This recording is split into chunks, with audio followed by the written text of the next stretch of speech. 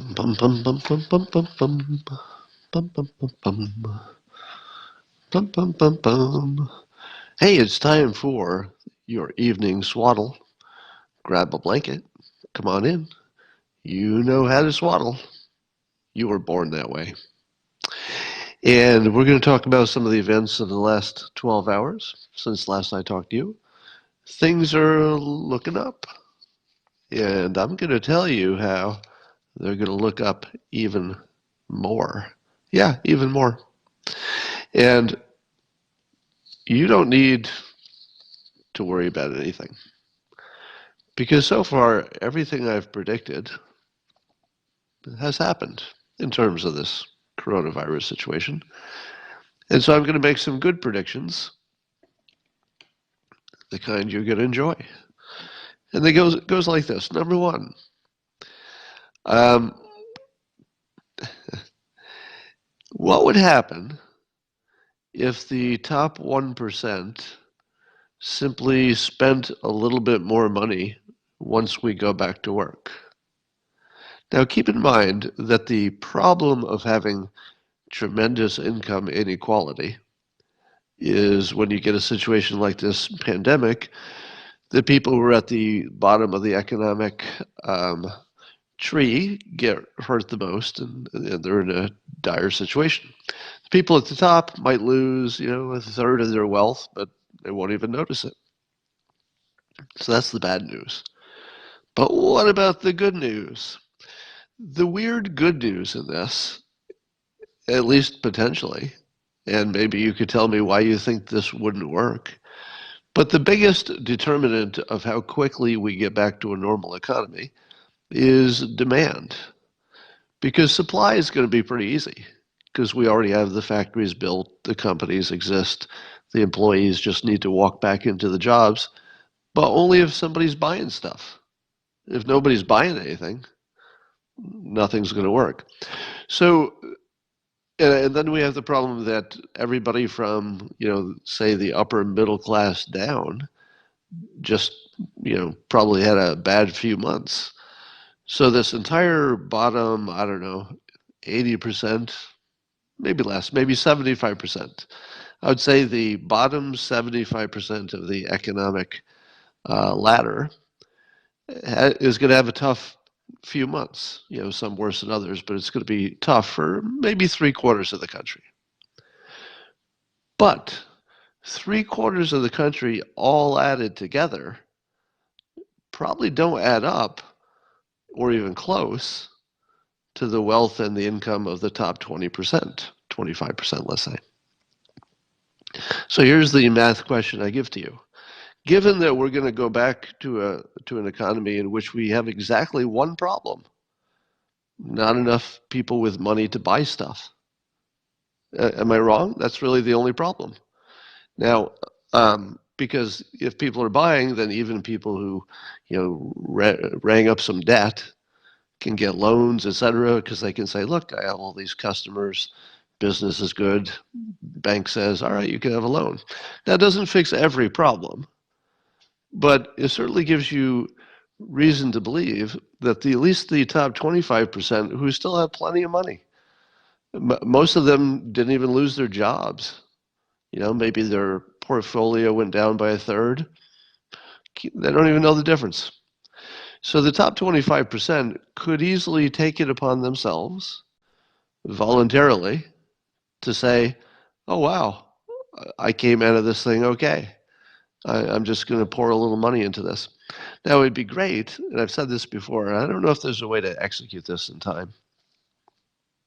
It'd be great if there was some way to commit in advance to, overspending when we get back to work, say in 2021. And then the businesses could use that as evidence to go get loans and staff up and everything else. But I don't know how to do that in a way that people would follow through necessarily, and how would you record it in a credible way? For restaurants, you could just, book a reservation a year in advance, I suppose. And there might be other businesses where you could book business a year in advance. So there might be a way for the people who came out of this well to simply increase what they're doing 5%? Give me a sense without doing any of the math, without being an economist. We'll just see if there's any wisdom in the crowd. So all of us being way too ignorant to know the actual answer to this, let's see if we can come up with an answer anyway. Maybe there's some kind of magic average that isn't crazy. So here's the question for you. If you accept, let's say as an assumption, accept that the top 25% still would have plenty of money and still could spend more if they wanted to in 2021. And that because the top income group has so much money relative to the bottom, that even though it's the top 25%, they still have most of the money. So even though it's a third less, it's still most of the money. So how much would they have to spend more in 2021 compared to whatever baseline you imagine they would have spent under normal conditions? How much would the top 25% have to spend more in the coming year to basically refill all the pipelines with orders? Maybe not in a one-for-one, because the things they're spending money on are not exactly the things other people were. But in terms of dollar amount, would you say, I'm looking at the numbers. I see 8%, but I see twice as much. I'm going to read off some of the numbers. 20, 10, 5, 30%, 5%. Now, if you take the wisdom of the crowd to be something, it looks like it's settling in that 10% range. I'll just read a few more off and you say, oh, now they look a little bit bigger. 15, 33, 20, 10. All right, so 100%, 33. Here's my intuition. My intuition is it's closer to 10% than it is to, it's probably below 10%. Because remember, the trick here is that the top 20% are gigantic. If you added up all their money, it would be this much. All right, for those of you who can see me and you're not watching or not just listening, look at it visually. So the top 25% have this ball of wealth. Just look where my hands are. That's how much they control. The bottom 75% control something like a little golf ball size. That little golf ball shrunk by 75%, just making up numbers here, to like a marble size. How much would this giant ball have to spend extra to reinflate a marble to the size of a golf ball? And the answer is that very big thing, the top 25% who have all the money, probably a 5% flex completely makes up for all the money that the entire 75% bottom of the income lost. Now, again, it's not one for one. It's not like everybody would get made whole, but it would certainly tell you that the ability to get back to where we wanted to quickly is entirely psychological. Would you accept now the premise that getting back to where we need to be is now boiled down to a psychological problem? Because if the top, I'll just keep saying 25%, if they could be convinced to, say, patriotically spend a little extra, or even just be convinced that there are a lot of bargains, or it's a good time to buy some stock because it's a good price, or maybe pick up an apartment building or something. So it seems to me that if you could manage the psychology of the people who came out okay, they would become your extra buyers, and we're all fine. All right, that's my optimistic thought of the day. I suggested this by tweet, and I know how corny this sounds, but just bear with me. This will be the corniest idea I've ever suggested, but also the best, I think. And the suggestion is that whenever President Trump picks that day to go back to work, that maybe the morning of or the night before, that he simply goes on television and announces it, or maybe he's already announced it, But before we actually go back to work, or whoever goes back to work, whatever subset, that he goes on live TV and leads the nation in the Pledge of Allegiance. Now, corny, right? And a lot of people would say, I'm not going to take no Pledge of Allegiance. And then other people are saying, well, I'm home in my living room. I'm not actually going to stand up and cover my heart and do the Pledge of Allegiance, if I'm all alone in my home. Or would you? Or would you? I think you might. I think you might if you were all alone. If you were there with the family, it would only take one member of the family to stand up. And the rest of you are going to stand up. Except, the teenage daughter, she won't stand up. But everybody else will stand up. Now, here's the power of the idea.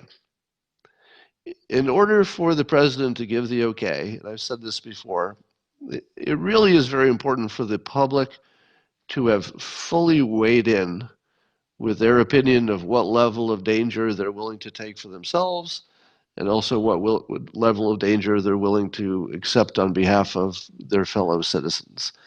So everybody would be asked to take a very large risk, whether they like it or not.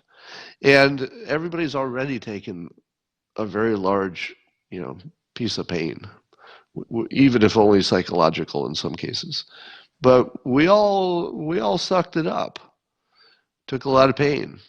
And here's the thing: when we go back to work, the rewards are not going to be equal. Some people might just slide back to where they were. Some people a little bit more slowly. Some people don't have a job to go back to.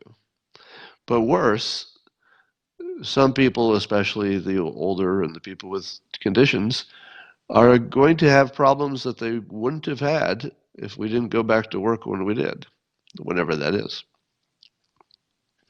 So the Pledge of Allegiance is simply a way to remind everybody that we're connected and that we're not a bunch of individual people making individual decisions. We're that also. I mean, you don't want to lose that part. We are also that, individuals making individual decisions in a free country. It's less free at the moment, but it's free in general. But you want to be reminded that the difference between you wearing your mask and keeping your social distance is that somebody on your team might die. That there's somebody in this nation who is vulnerable, who could die if you don't take it seriously and keep your distance and do the stuff you're supposed to do. So the Pledge of Allegiance would just be a very American way for the president to remind everybody, it doesn't have to get into the details, just remind everybody that you're on the same team, and it is life and death. It's literally life and death. All right. I've been saying that the best way you can protect the president is by bouncing around some numbers of how much extra death you're willing to accept in order to get the economy running again. And I've got an update on this, so I won't just be repeating what I said this morning. And I did a little poll online, and I said, would you be okay getting back to work if it's under 50,000 extra deaths caused by getting back to work early, or under 100, under 200? But my larger argument was this. The larger argument is, until the public starts really wrestling with those numbers and having an honest disagreement about it in public, ideally, about what's enough and what's too much, and just gets as adult as we can be, until the public displays some adult behavior, the president is sort of handcuffed, because you don't want your leader deciding who dies and who lives. I mean, it's not the position you want to put your leader in, and shouldn't be in that position. You want your public to really wrestle with it. Anyway, the update is this. I was just watching Lindsey Graham. What show was he on? Was it Laura Ingram's show? But anyway, Lindsey Graham got on, and what I liked was he actually used the number 50,000. So he used the number 50,000 in a hopeful way, that he hoped we could find a way to get back to work and also, keep deaths under 50,000. And as soon as I heard it, like I was reminded again why I like Lindsey Graham so much. I know. You can all find something that time he did the thing and he didn't agree with the thing and he voted wrong. And, I get it. You can find 1,000 things to say that you don't like about Lindsey Graham. He's been around a while, so he's probably done something to annoy everybody.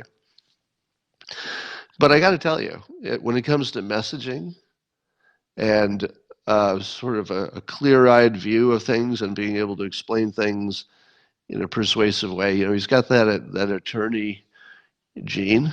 He just knows how to put things. And when I heard him throw out that number, what I immediately felt is that he was laying cover for the president, which is exactly what you should be doing. We should all be laying cover for the president. Forget about the Republican Democrat thing. Doesn't matter who the president is. That's irrelevant. Forget the politics. Forget who the president is. We're being asked to make a decision in which some of us will die.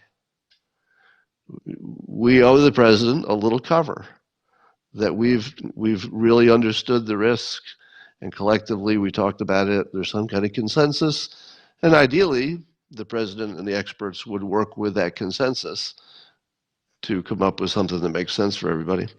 So I know there's at least a little bit of support for the idea that the public should be involved in figuring out when we go back to work. I guess Rush Limbaugh mentioned my tweet on that topic today. And he didn't say too much about it. He was just mentioning it, I think, in a way that he thought his audience would be interested in. He didn't say much about it in terms of opinion. But just the fact that he thought it was important enough to mention it on the show to 20 million people suggests that it's worthy of consideration, right? So I'm not going to say Rush liked it, so therefore you should like it. It doesn't work that way. But certainly with somebody of his stature, if he says this is worth you seeing, it's probably worth you seeing. So that was good because, I come up with a lot of ideas and it's hard to know. It's hard to judge your own output. You have to look at something objective. So until it gets a little traction in some way with somebody who's credible, I don't necessarily think I have anything. But let me go a little bit deeper on this. All right, this is going to be kind of fun. You'll like this next part. And I'm going to use a trick that a drug dealer taught me. And I've talked about this before, but it's such a perfect way to prime you for the next part of what I'm going to talk about that if you've heard this before, I'm sorry, but you got to hear it again. It goes like this. So what I'm going to do is tell you a little story about solving the psychology of something. And then I'm going to extend that to getting back to work is really about solving a psychology problem as much as a health problem. So let's say you were in college, hypothetically, and you and your friend put in some money and you bought some marijuana, and you wanted to divide it up because you just got one little quantity of it, but you don't have a scale. So how do you divide it up in a way that you're both happy that you got half? Now you say to yourself, well, if you make it look about right, that's good, right?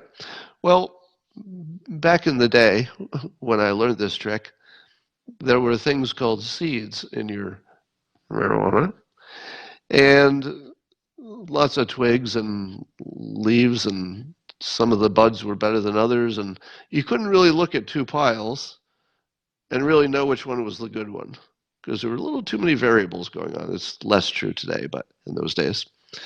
And so what is the trick? What's the hack to make both people happy that they both got a good deal when you can't measure it and you can't even tell by looking at it? And you don't want people later to think, yeah, I think the other one got the good one. And here's the trick. And it's so simple that you'll laugh. And the trick is this. One person divides the two piles all alone, and then the second person picks a pile. That's it. It solves every problem. Because the first person is only going to divide them in a way that that person thinks looks fair. So that person doesn't care which one he picked because that person thinks they were divided fairly. The person who picks gets their choice. So if perchance they thought one was better than the other, just pick it. Now there's a second part of this story. The the person who shall be remain nameless, a college friend of mine, taught me not only that trick, but this next thing, which you know how sometimes very little things stick in your mind forever. It's just the smallest interaction, and it just rewires your brain forever. And that happened the first time that we did this trick. So the two of us divided it up, and I was the divider. So I was the one to go first. So I divided them into two piles, and here's what my friend and ex-classmate at college taught me next. So he was supposed to come over and pick the pile that looked good. He walked over and then conspicuously, without looking, chose one by just scooping it off the table into, whatever. So the second thing he taught me was that once I had divided the piles, he didn't need to look at them. And it was just one of those little moments where you realize that what he taught you is that he also trusted you. And he didn't even need to look. It was such a minor little, just the smallest little interaction, but I remembered it for the rest of my life because it was just a display of trust that I wasn't expecting. Anyway, so here we have the psychology problem of going back to work, because any way you look at it, we have to decide how many people are going to die. And so I would suggest this mechanism for having a decision that incorporates what the public wants and thinks has been fairly considered, a system that they can support, even if it's not exactly the way they would have done it. Because that's the important thing. You want the decision to be made in a way that even the people who disagree with it agree that the way it was made was fair. That's what elections get you, at least fair elections. Even the people who lose go, but at least that election was fair, so I'll support the system. I'll just try harder next time. So you need a good system, all right? And here's the system that I would suggest. I think the public needs to take the lead in deciding who goes back first and in what order. So in other words, the public should be presenting to the administration, or vice versa. Maybe they could float some ideas and let the public react. But the public needs to weigh in on what order of things we think we're comfortable with. And then also what level of death we're comfortable with. And then ideally, the government would tell us when to go back to achieve below that level of death. So there would be two separate decisions. You'd let the experts, the Faucis and the Dr. Birx and stuff, you'd let them tell you when to go, but you would tell them what you want to achieve. So the public would say collectively, just let's say we really deal with it and a consensus emerges that we'd like to keep it under 50,000 deaths net, the 50,000, no worse than years before. We'd sort of like to go in this order. And then Fauci says when. So we say we want to keep it under 50,000, and then the modelers come back, and Fauci and Dr. Birx look at it and they go, okay, the public has spoken. They will accept up to, but not more than, 50,000 deaths. Give me a model that tells you when to go back to work to get to that. Now, of course, you have this problem where you might have to try something and pull back, and you might have to do that multiple times. I read something from somebody smart that said likely what's going to happen is we'll probably try things and pull back, try things and pull back. So there might be a lot of throttling but at least we'd be edging forward, I think. So that is my suggested process. Public says what order to go in and how many deaths we accept, and then the experts say when to go back to work to achieve the level that the public decided. And then you take Trump out of the decision of who dies and how many die. Just not fair. It's not a good system to have the leader, the person who's supposed to protect all of us, to be put in a position of deciding which of us die. In a military context, of course, has to do it, but not in a civilian context. All right. So I mentioned today that I saw this chart that I thought was bogus. And I asked people to look at it. It was a chart that showed, or seemed to show, that compared to prior years, the number of pneumonia, I guess, diagnoses, or was it deaths? Deaths, I think, maybe.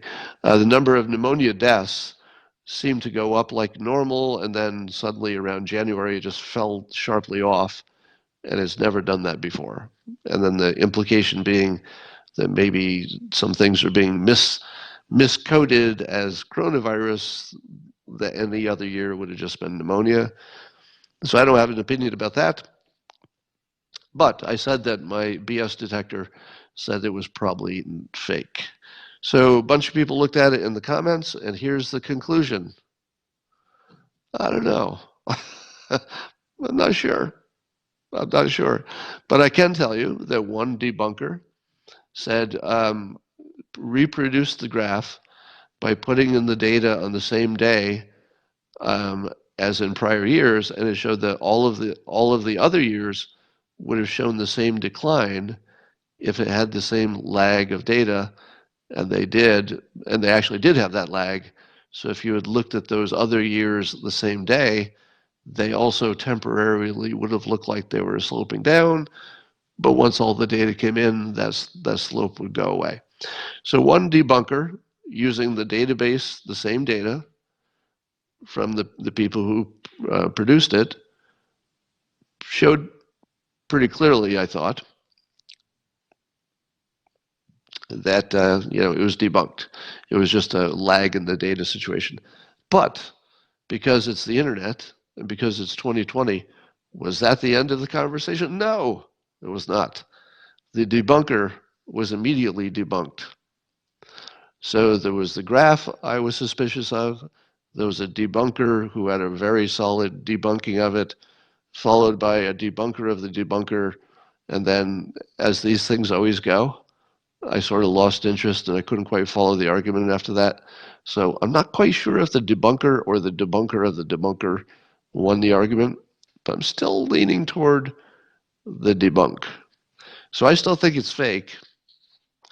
It might be real data. I'm not saying the data is wrong, but there might be an artifact in there of time lag, and it's just the day that it was measured. It's not that it was wrong per se. Joe Biden did another little video in which he referred to our leader as President Trump. Snickers. Snickers. That's the cat. You always bark at the cat. You act like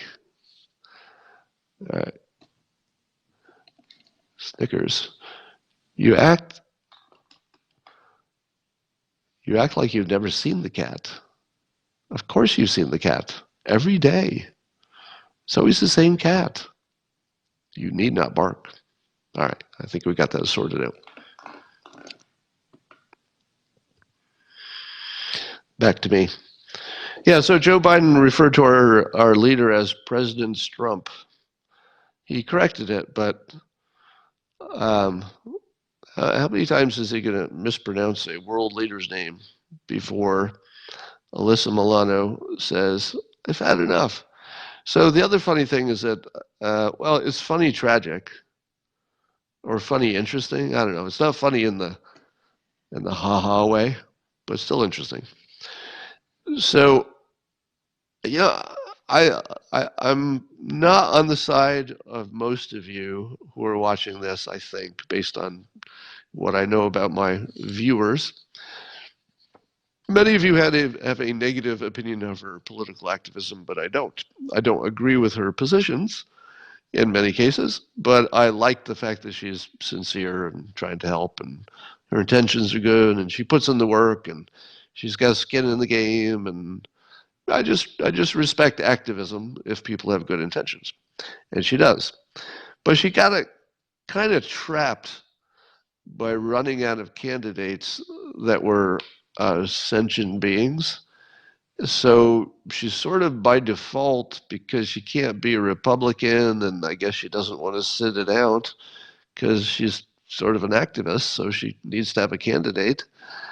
And she was left with whatever's left of Joe Biden, who I believe is a saddlebag full of old letters. And she's she's doing her best. She's doing her best to be supportive, and I think she said she's known him for years, so I guess they have some kind of personal connection that goes back for a while. So I guess I admire her loyalty, but she has to know what's going on, right? She has to know, because we all know. There's nobody who doesn't know that he's not up for the job. And again, I'm not making a Democrat versus Republican comment whatsoever. If you told me, Andrew Cuomo was going to be the candidate, I would say, well, pretty strong choice. That'd be interesting.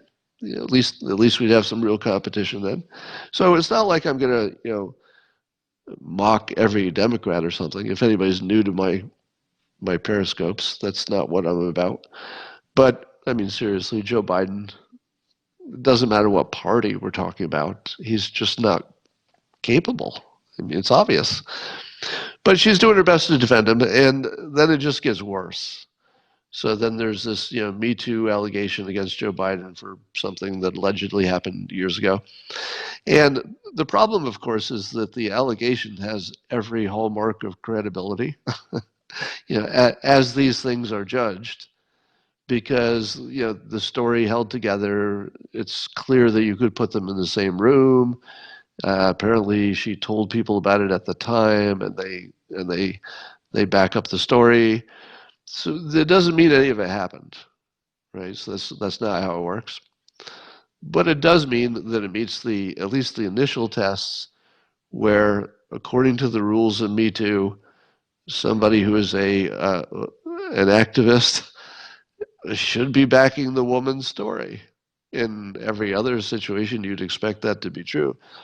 But Alyssa Milano she's decided to choose loyalty over consistency, I guess, which is, I don't even criticize that. I'm not even going to criticize her for choosing loyalty, or even choosing, if she decides that an old saddlebag full of letters is a better president than President Trump, and maybe they'll get a strong vice president, so it'll all be fine. Whatever she's thinking, I don't even criticize it. But what a position to be in! Like, I feel so bad for her, because again, she puts in the work. Like, she's worked so hard to be part of the influence, to be a positive positive force in society.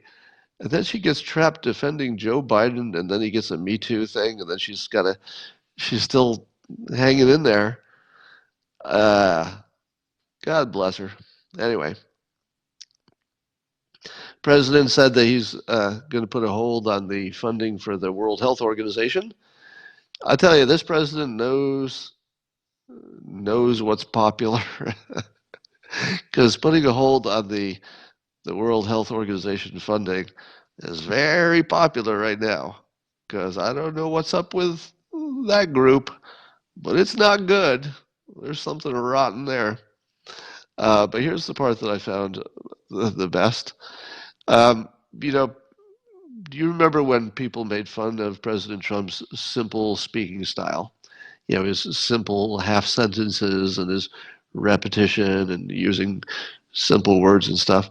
But it is so powerful that I swear when I'm watching him sometimes, I mean, he does a lot of talking in public, and I'm not going to say it's all brilliant, but he has flashes of brilliance and flashes of humor that really are special.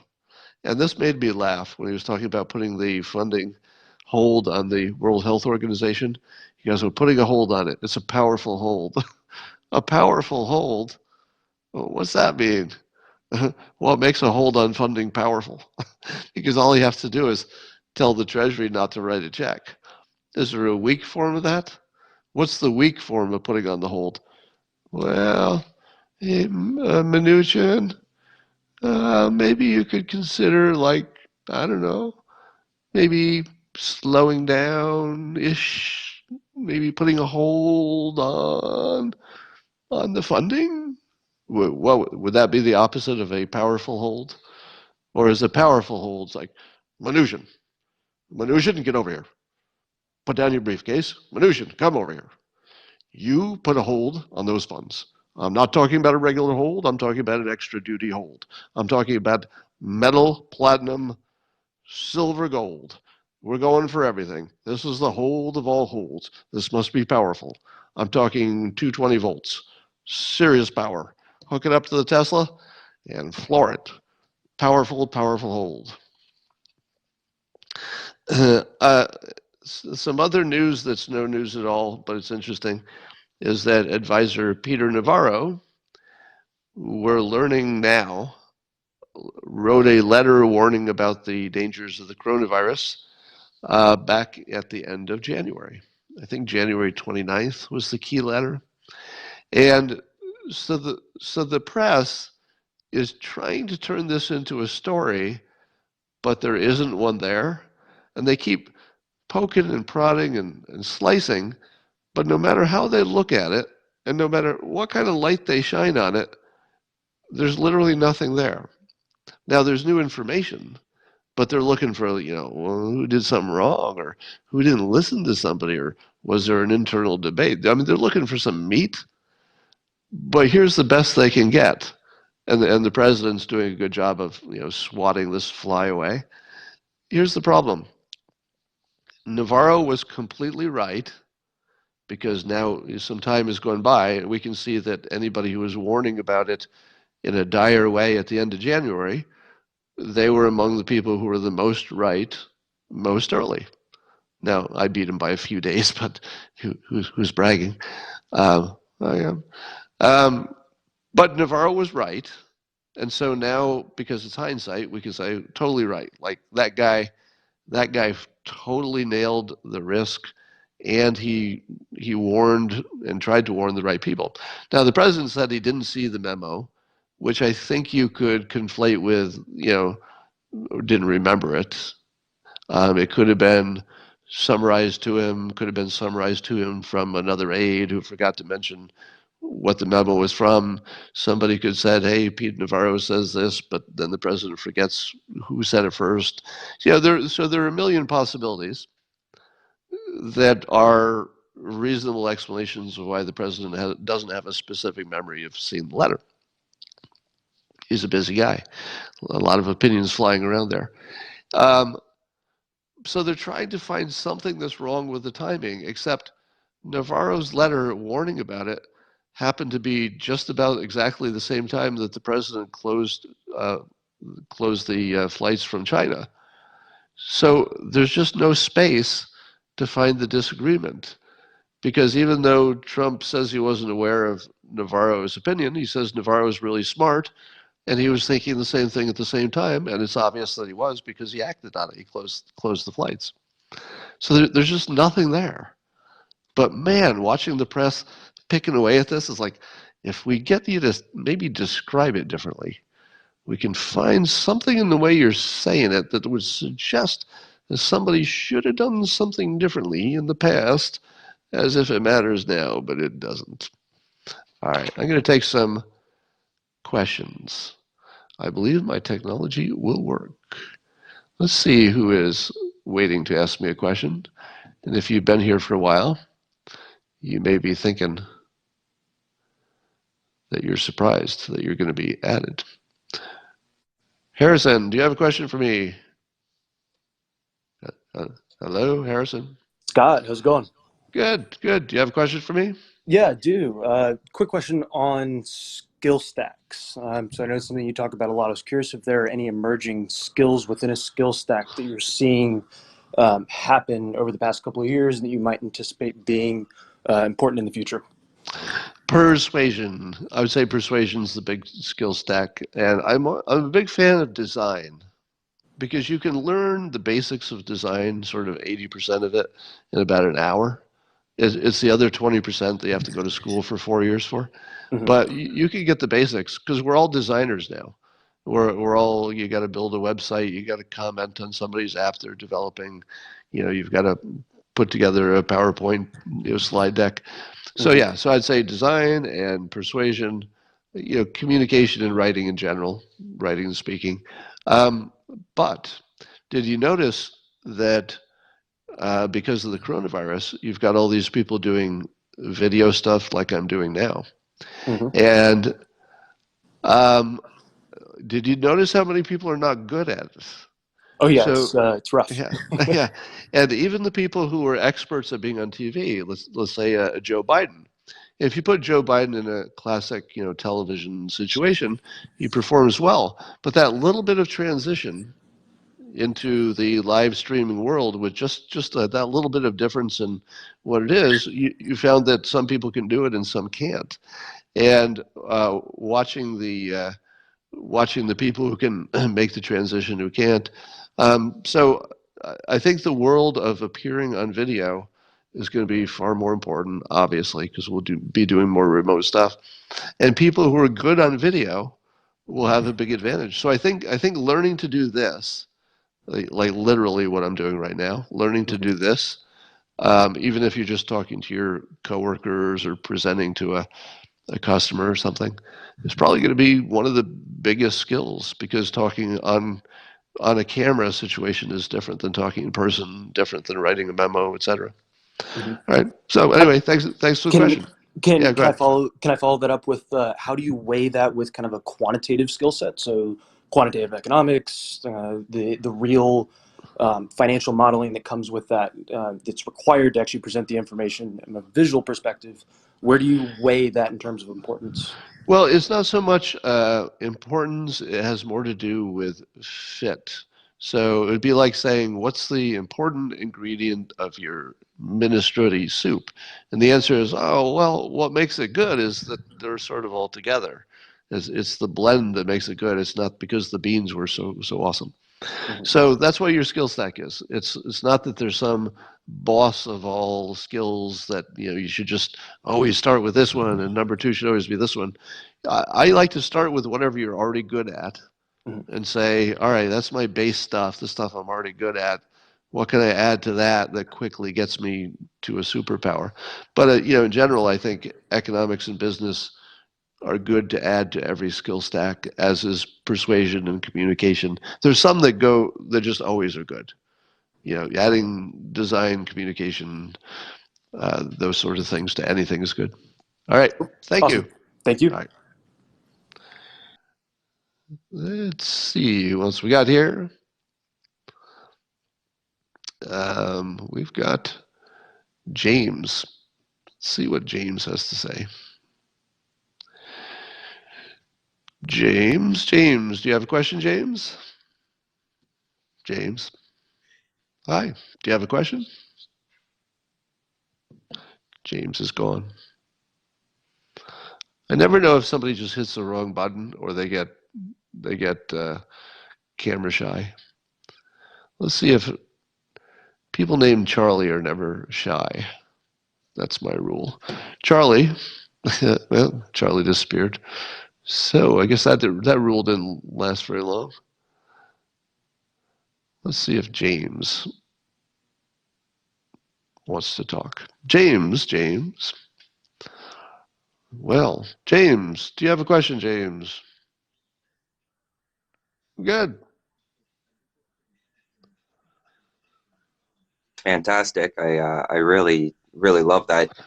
Good. But but so before you're, it's a question about how to control emotion. How to stop myself from running away with like anger. If you have a trick that's similar to the 20-second. Yeah. Let me tell you the bad way to do it. The way I did it most of my life is I would break something, and observers would be very upset because I'd have just some frustration about nothing important, just some, I don't know, the printer's out of paper or something. It's the last straw. And I'd find that if I just like smashed something to pieces, something that wasn't expensive, it was something I wasn't going to miss, not my computer or something like that, but just break the crap out of something. Or let's say your printer's old and you're thinking of replacing it anyway. Well, I'd throw it at a second story window, that sort of thing. And I found that it would instantly take my stress away, uh, in a way that I don't think anybody could understand if they were observing, because it would look like I was so mad. As soon as I break something, I go, oh, like, all these endorphins just fill me, and I'm just completely good after that. Now, the problem with that is it scares the heck out of the pets and anybody else in the house. So don't do that. It was a very selfish thing because it worked really well, but you can't do it if you're a social creature in the world. So let me give you some more practical advice. Some of it is from Mel Gibson, actor Mel Gibson. Now, you may have your opinions about Mel Gibson, but he had this one little tip, or at least I heard it from him, that he learned in acting school. And in acting school, they taught him that if he wanted to portray an emotion, that the way to get into that emotion is to breathe the way that you would breathe in that situation. So if you wanted to bring yourself into a state of, let's say, anxiety because the ghosts are chasing you or something, you would breathe the way you would breathe if you were in that situation, and that puts the rest of your body into that mode. It triggers it. So, but that can work the other way as well.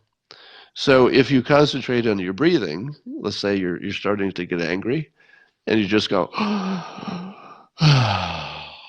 and you say, okay, how would I breathe if I wanted to not be angry? Like, I'll just pretend to breathe like a not angry person. And what will happen is it makes you not angry, because your mood and your attitude is so automatically connected to your breathing, and you don't know it. On a conscious level, you're not aware of it. But if you move one, it moves the other because they're almost handcuffed together. So that's a little trick. So you just go right to your breathing. You don't have to. You don't have to breathe. Let me say it this way: all you have to do is pretend to be relaxed and do like you're an actor. Just pretend to breathe freely, and you will. The other thing I find is that when you're angry, your body tenses up. So Yep. sometimes you just have to broaden your shoulders and stretch your back, move your neck around, and just take the tension out of your body. Sometimes you just got to take a walk. I find that the general tension level you can take off 20% just by taking a nice walk by yourself with no tension, and then everything's easier. You're not going to get that mad in the first place. So in the comments, we have another suggestion, a couple of bong hits, but that would be up to you and your doctor. So those are the big things. Um, and the other is just practice. You I definitely have a quick temper. You've some of you have seen it Yeah, on yeah, Periscope. that's But here's the thing you need to know. Uh, I never let my temper get that high unless it has utility. So if I'm doing it on Periscope, it's because it's something I'm especially interested in making an impression over. So I let it go, but I'm conscious of ramping it up and ramping it down. And so I always feel I'm in control of it, even if it doesn't look that way. So it's very intentional. If I let myself, in fact, you've seen it happen. You've probably seen it where I warn you that there's some swearing coming. At the time that I'm warning you, I have not ramped up to full anger yet. I just know I can. And so once I've warned people to send the children away, I just let myself go, and I can feel it raising like a temperature going up to 100, and I can do it almost instantly. But I can also bring it back down pretty quickly, so it's not too scary when it happens. Anyway, I hope that helped a little bit. Absolutely. Thank you so much. I'll try that. All right, take care. That's a good question. Let's see what Kathy has to say. Kathy, how are you? Do you have a question for me? I do. So 3 years ago, a friend of mine was here. We were having a pool party, and she left a bag of marijuana. And I placed it under an ottoman in this baggie, under an ottoman in my back rustic room next to a fake pine tree. True story. And the other day I remembered it was there, and I pulled it out and looked at it because it's probably been 25 years since I've smoked. Oh, And I looked at it, and it's all these buds, and it looks drier than dry. uh-huh. So I was wondering if, what do you do? Throw a leaf of moist lettuce in there and let it sit overnight? Or because I'm thinking if there's ever a time to get crazy, now would be the time. Well, I would of course, being responsible. I never recommend anything like Of that. That's course. that's for your doctor. Of But course. Of I'll course. I'll, I'll answer this scientifically. Okay. So the scientific answer is this: in all likelihood, it still has potency. Right. I don't know if it's 100%, but I'm sure it would get the job It done. doesn't get more potent, would it? Uh, You no, it don't, doesn't get more important. I don't want to Um, periscope or anything when I don't want to get too crazy. yeah, and assuming that it was sealed in a bag, so it Sure. didn't nothing. There were no bad things that got in there. Nope. In all likelihood, the dryness will just affect the flavor, but nothing else, is my guess. Right on. So if you don't care about the flavor, Not too much. No, not at this point. I think we have enough flavor going on. so that's so and somebody's suggesting cooking it, but I never suggest that because everybody I know who's had a bad experience, it was from edibles. And I Yeah, get no, why. I You don't know, want I, to. No, yeah, I understand. The advantages of it, but the disadvantages are pretty big. All right, not doing the thanks, brownies, thanks. but no, I just wanted to, know if it was still, or if it was gonna pop, snap, crack, blow up in my face, that kind of thing. I'm not a doctor. I can't recommend the safe or not safe. All I'll say is I that understand. the only thing I know for sure is that it would still be potent. That's the only thing I could be sure of. All Well, right, thank you, and thank you all right, for the swaddling so much, Captain. We love all you. right. You're welcome. All right, bye.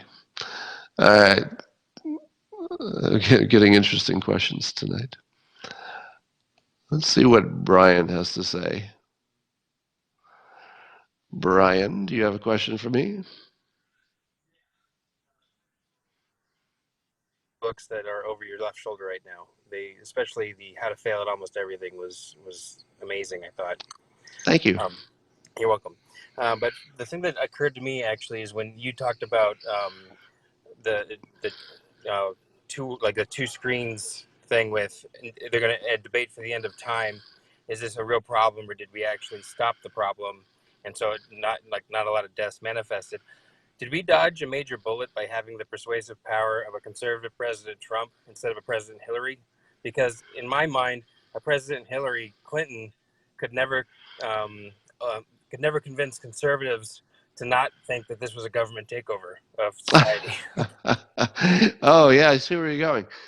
Well, yes, but I'm not sure you can give the president that kind of credit because he just happens to be a Republican and he just happened to do what he did. But you're right. If Obama, let's say, had asked everybody to stay home and crash the economy, you're right. I don't know if conservatives would have gone along for the ride. Because So he is it already paced them. He paced the conservatives trust him more than probably any right? president since Ronald Reagan. they would Right. have been, I think, on board with a Democrat president. Well, and the other thing he has going for him, which nobody's talking about, and I don't know why, which is that it's entirely possible he bankrupted himself to save the country, or to save a million people or whatever. And I don't know if that. So first of all, I don't know if he's going to bankrupt Trump properties, but it looks like all the the resort hotel properties are going to struggle. But we hope they do okay. But the fact that without even blinking, at least in public, we didn't see it. I think he destroyed his entire family business to save people he doesn't know. Now, and that's one of the greatest stories. But of course, the way things are, we'll never see it that way. It'll always be cast in some small selfish way. But if things work out the way I think, um, and here's the other the thing that I haven't seen anybody say. I always say that there's no such thing as bad presidents and good presidents, with the exception of Jimmy Carter. Jimmy Carter might have been a bad president, but rather I say that by the time anybody gets to be elected president, they have a certain skill set. They're not idiots. So it's more about the certain personality and skill set being matched to the time. Is it the right person in the right time? I thought Obama was actually a good president for his time. He was well suited. But what would be the best president in the world for recovering quickly from a pandemic? I'm sorry, say what you will about President Trump, make your criticisms of whatever you want, but there is no president you can even imagine who is more suited for the moment being the moment after we get back to work, the moment where he has to convince us that everything's okay and getting better, because it's that convincing us that everything's okay that makes it okay. Literally, the psychology of the economy is what will make it or break it. And we've never had a better salesman for the economy. Now, his critics will say, hey, you're lying, you're exaggerating, you're missing the facts, it's hyperbole. And he'll look right at you and say, and it's working, right? I'm a cheerleader for the economy. You said it like several times this week. I'm a cheerleader for the country. I'm not going to apologize for it. I'm going to keep doing it because it works. And guess what? It works. It totally works. Even when people say, well, I think he's exaggerating a little bit, he's still talking happy talk. He's still, convincing enough people. He doesn't have to convince every person that things are going right. But if he convinces enough people, it starts movement, and then the other people say, well, looks like things are going in this good direction. So anyway, I think he's a perfect president for the next moment. In the same way that I've said, if I'm being honest, he was not the perfect president for the very initial stages of this, in the empathy and making sure that the country knew he was feeling the right feelings and stuff. He wasn't perfect for that. But man, is he perfect for this next part. So that's actually going to be fun. I'm looking forward to just watching that Well, thanks, Scott. unfold. We really appreciate Periscopes. My wife and I listen to both of them every day, especially since all this started. So just keep doing it. And I Well, don't thank encourage you because I know you like it so much. But thank you. All right, thank you so much. Take care. All right. We're going to do one more, and then I'm going to go. And we're going to take Patrice. If Patrice has good technology and strong Wi-Fi. Patrice, hello. Do you have a question for me, Patrice? Yes. So, first, yeah, thanks for your books and periscopes. You make me and everyone I talk to feel so much better about all of this going on. Oh, good. My question is, do you think that face masks are really like going to be in our future, kind of permanently? I always hated looking at these poor Asian countries and thinking, oh, they got to have these masks, and I really don't Well, want that. uh, I'll tell you what. We don't like things stuck to our face, but suppose we got used to it. I've worn glasses all my life, Now, the first week or two that you wear glasses for the first time is pretty annoying. It's hard to get used to it.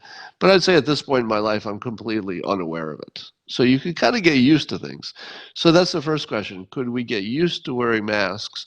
Maybe not exactly the masks that are on the market, but let's say the market started delivering better masks that had some fashion sense, and maybe there's some. So I'm a seamstress, and I'm kind of looking at, I've been waiting for studies of efficacy about what to make that's actually helpful. And I'm also kind of thinking, well, maybe I could take advantage of the fact that this might be around for a while, and I have something I can offer the world that, you know. Um, well, I don't know how long it'll be, and of course the big companies will jump in and take all the profit margin eventually.